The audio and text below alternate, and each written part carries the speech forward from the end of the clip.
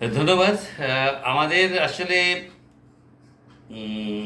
অনেক বিষয় আছে যেগুলো বিষয় নিয়ে আলোচনা করাটা জরুরি।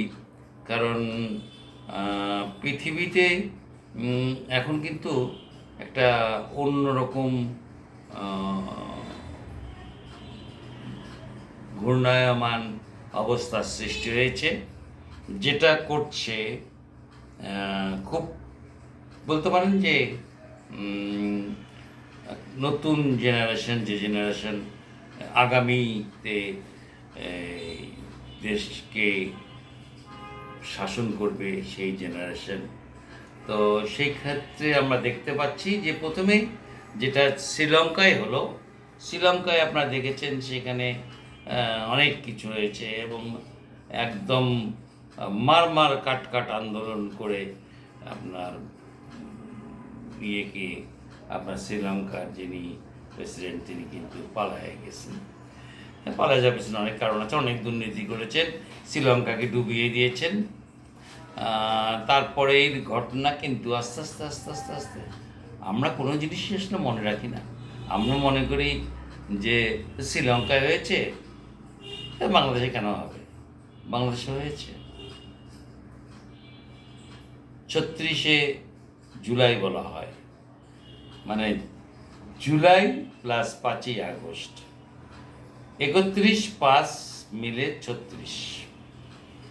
এই যে 24 সালের আগস্টে যে আন্দোলনটা, চূড়ান্ত আন্দোলন, 5 আগস্ট আমাদের দেশের তৎকালীন প্রধানমন্ত্রী শেখ হাসিনা উনি দেশ থেকে চলে গেলেন, পালিয়ে গেলেন আন্দোলনের মুখে।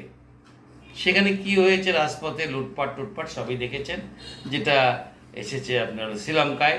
শ্রীলঙ্কায় একইভাবে লুটপাট, একইভাবে আপনার হলো জিনিসপত্র নিয়ে, অর্থাৎ প্রধানমন্ত্রী তারপরে প্রেসিডেন্টের বাড়ির সব জিনিসপত্র লুটপাট করে নিয়ে গেছে।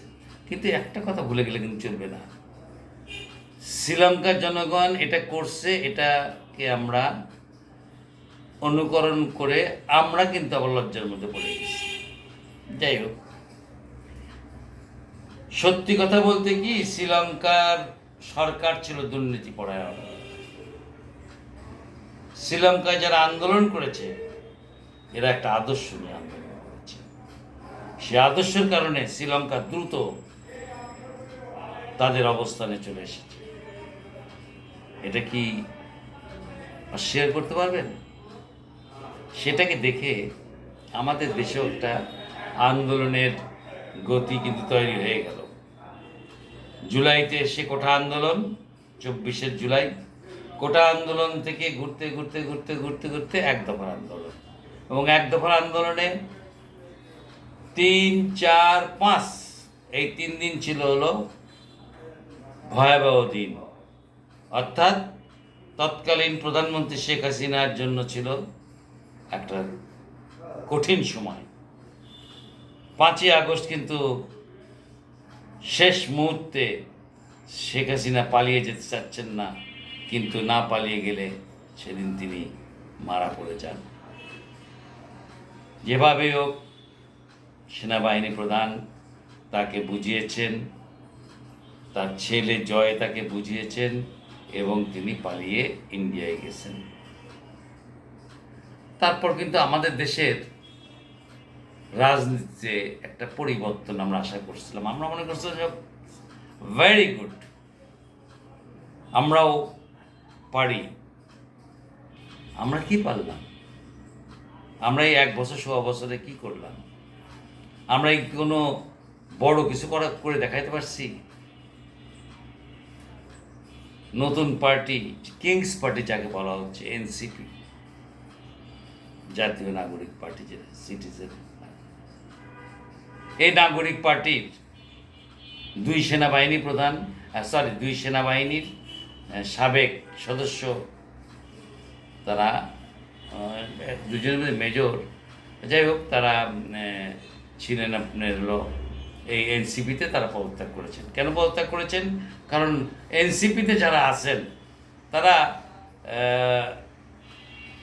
আন্দোলন করেছেন, ভালো আন্দোলন করেছেন, দেশ থেকে শেখ হাসিনাকে বিতাড়িত করেছেন, কিন্তু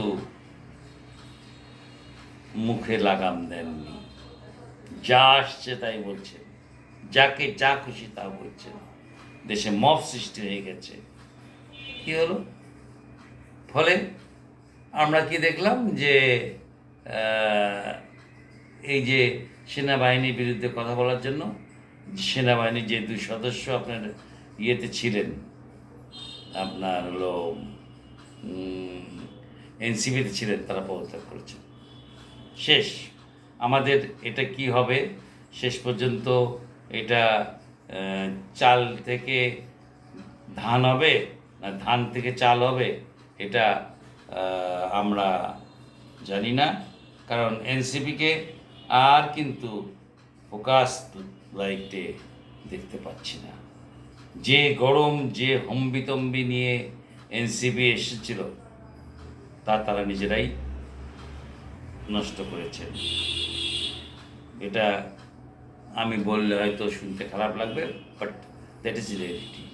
ঠিক একই জিনিস কিন্তু আমাদের মতন করেই কিন্তু আন্দোলন হয়ে গেল নেপালে।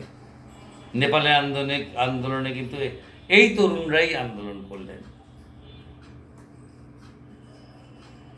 নেপালের সেই যারা দুর্নীতিবাজ মন্ত্রী, প্রধানমন্ত্রী, এরা তো পালালেন। কেউ দড়ি ধরে পালালেন হেলিকপ্টারে, কাউকে লাথি মেরে ফেলে দেওয়া হলো। মানে চরম অবস্থা, গোটা নেপাল ধ্বংসস্তূপ। আন্দোলন করাতে কোনো আপত্তি নেই, দেশ ধ্বংস করবো কেন? দেশ তো আমার। যাই হোক, নেপালের ব্যাপারটা নেপালে একইভাবে ঘটনা ঘটেছে। এখন নেপালে যদি ওরা যদি শ্রীলঙ্কার মানুষের মতন সৎ হয়, তাহলে দ্রুত তারা আবার উঠতে পারবে, দেশটাকে খাড়া করতে পারবে। শুরু হয়ে গেছে ফ্রান্সে, সেখানকার প্রেসিডেন্টকে নিয়ে। যাই হোক, মানে এই যে গোটা পৃথিবীতে চলছে একটা সাইক্লিক ওয়াটার চলছে, বৈষম্য করে কাউকে আঘাত করা, কারো বাক স্বাধীনতা হরণ করা, কারো নৈতিক অধিকারকে খর্ব করা,